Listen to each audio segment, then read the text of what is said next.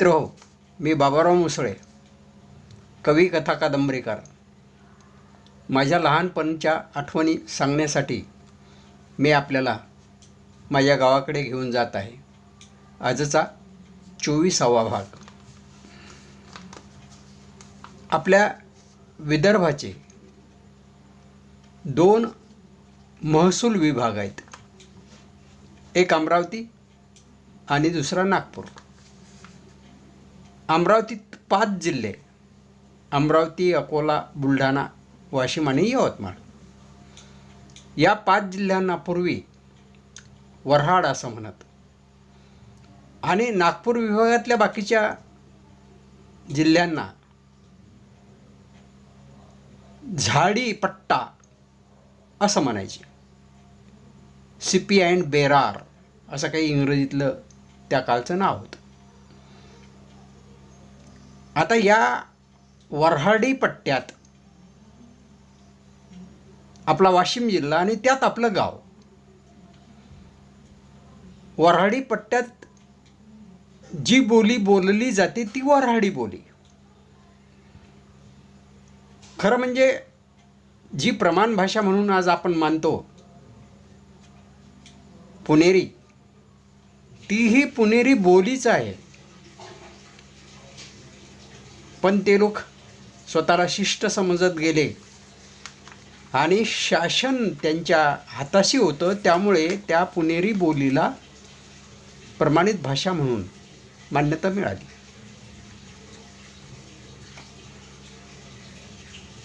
कुठल्याही बोली मृत होत नसतात आणि अशा अनेक बोलीपासून मराठी भाषा समृद्ध होत जाते. तर आपल्या वऱ्हाडीचाच आपण थोडासा विचार करू. ही जी वऱ्हाडी बोली आहे त्या बोलीची वैशिष्ट्ये अशी असतात की त्या त्या प्रदेशानुसार त्या बोलीमध्ये अनेक रूपक प्रतिमा ही मिसळलेली असतात. त्या बोलीला त्या मातीचा एक विशिष्ट असा गंध असतो. बोली ह्या 12 कोसावर बदलतात. आपल्या गावात जो शब्द उच्चारला जातो तो 12 कोसावरच्या गावात उच्चारला जाईलच याचा काही भरोसा नाही. आपल्या गावात साधारणतः ऊन पडलं असं म्हणतात. मी ज्या पारडी टकमोरमध्ये नोकरीला होतो तिथं ऊन पडली असं म्हणत. आपल्या गावात घरातला पुंजाना आपण भरतो, आमच्या त्या पारडी टकमोरमध्ये पुंजा भरत असत. हा फरक पडत जातो. आता भाषा बदलत गेल्यामुळे वऱ्हाडीची सुद्धा अशी अनेक रूपं झालेली आहेत. अमरावतीकडची बोली वेगळी, अकोल्याकडची बोली वेगळी आणि आपला जो पट्टा आहे वाशिमचा, विशेषतः मराठवाड्याला लागून असणारा भाग, इथली बोली अशी फार शुद्ध वऱ्हाडी असं म्हणता येईल अशी काही नाही. कारण आपल्या याच्यामध्ये मराठवाडी बोलीचा फार मोठा मिलाप झालेला आहे, म्हणजे मिश्रण झालेलं आहे. कारण याचं असं की आपला मराठवाड्यात असलेला सोयीर संबंध, देणं घेणं वगैरे. गंमत सांगतो. माझी सासरवाडी हिंगोली जिल्ह्यात, हिंगोलीजवळ कळमकोंडा. आमच्या लग्नाला जवळपास 45-50 वर्ष होत आली. अजूनही माझी बायको अरुणा ही पायऱ्या रेंघते. रेंघणे म्हणजे चढणे, आणि मी पायऱ्या येंघतो. असे अनेक शब्द आहेत ती आपल्यासोबत इकडे घेऊन आलेली आहेत. आणि आपल्या गावात किती बायका मराठवाड्यातल्या आहेत हे काही सांगायची गरज नाही. वऱ्हाडी बोलीचे काही उदाहरणं आपण पाहू. वऱ्हाडी बोलीमध्ये म्हणजे आपल्याकडचे नाही, ळचा ड केला जातो किंवा डचा ळ केला जातो किंवा ळचा य केला जातो, असं होत राहते. आमच्या शेजारी पारडी टकमोरला वाडेगावकडचे एक ग्रस्त राहत होते. त्यांना एक लहान मुलगा होता, पहिल्या वर्गात जात होता तो. तर त्यांच्या पत्नी त्या मुलाकडून, जो पहिल्या वर्गात जात होता, त्याच्याकडून कविता म्हणून घ्यायची. कोणती कविता? इकडे झाडे तिकडे झाडे, जिकडे तिकडे झाडेच झाडे. त्या बाई काय म्हणायच्या? इकडे झाळे तिकडे झाळे, जिकडे तिकडे झाडेच झाडे. पुढच्या ओळी अशा होत्या, इकडे फळे तिकडे फळे, जिकडे तिकडे फळेच फळे. त्या म्हणायच्या, इकडे फळे तिकडे फळे, जिकडे तिकडे फळेच फळे. आहे ना गंमत? हे तर आपल्याला माहिती आहे की गुळाला गुई म्हणतात, पोळीला पोई म्हणतात. वऱ्हाडी भाषेत हेल काढून बोलणे आपल्याकडे.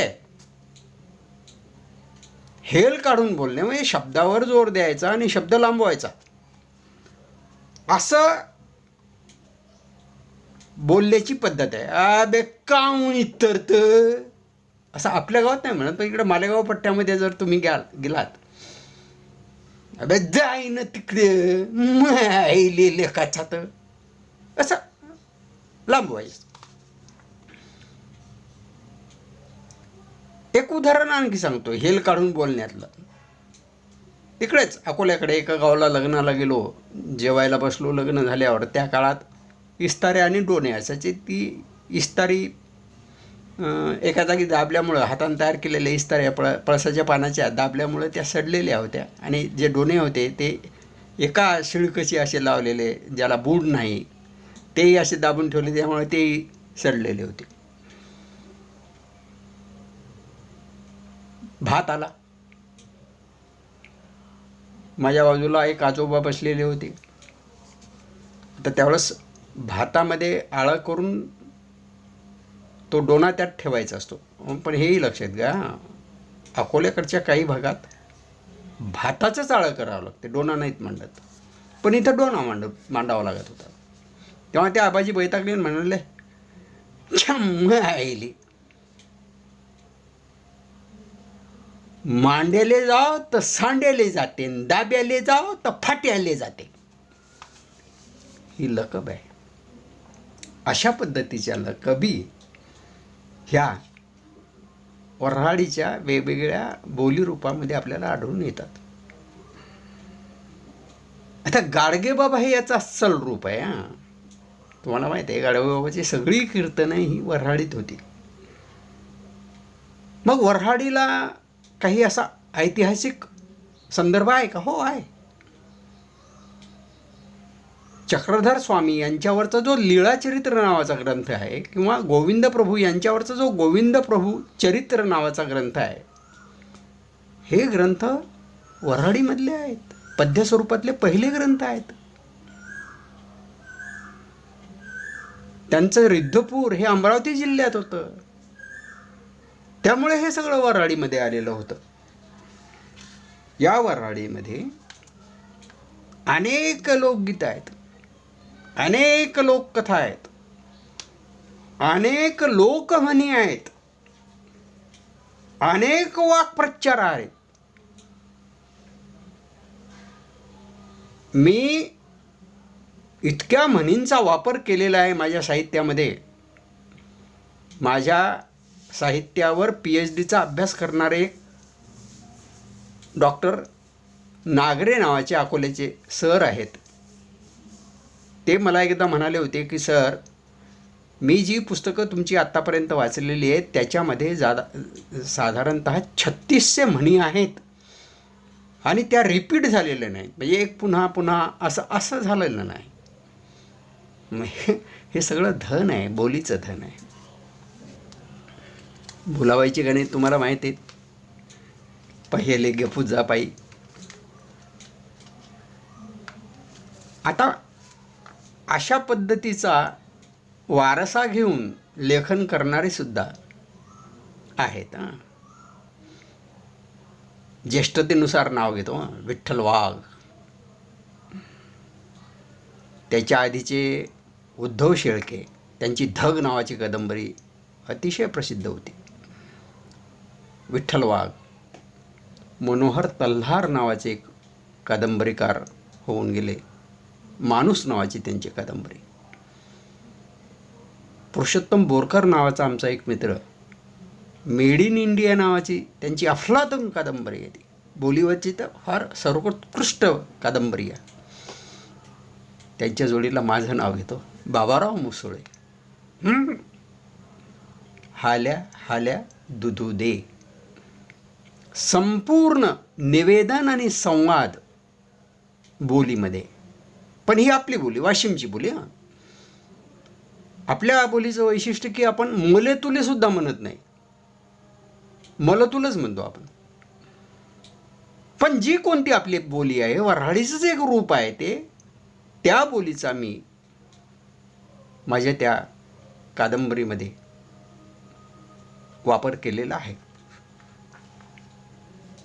मित्र, वऱ्हाडी बोलीमध्ये, कोणत्याही बोलीमध्ये शिव्यासुद्धा आहेत. आणि ह्या शिव्या अश्लील वगैरे समजल्या जात नाहीत. स्त्री पुरुषांच्या कंबरेखालच्या अवयवांचा किंवा त्या संबंधित क्रियांचा स्पष्ट उल्लेख करून आपल्या घरात, आपल्या मायेच्या समोर, आपल्या बहिणीसमोर, जिला कळते, आपल्या घरातली मोठी माणसं अशा शिवा वापरतात. आणि त्यात सहज असते, काही कोणाला वाईट वाटत नाही त्यात. आईला नाही, बहिणीला नाही, काय नाही, कारण ते दररोजचं असते. अशा प्रकारे आपल्या या बोलीची सेवा आतापर्यंत मी जवळपास 400 कथा लिहून 9 कादंबऱ्या लिहून, मध्यंतरी एक प्रश्न आला होता तुमच्या प्रश्नमंजुषेमध्ये, आणखी 3 कादंबऱ्या माझ्या प्रकाशित होत आहेत. या सगळ्या साहित्यामधून, कवितेमधून सुद्धा मी मनसोक्त वापरली आहे. ही बोली, तिचं वर्णन एका कवीनं केलेलं आहे. अरे माही बोली माय चिगा माय, धर तिची साय काही शार. म्हणूनच आपल्या वऱ्हाडला कर्हाड असं संबोधलं जाते.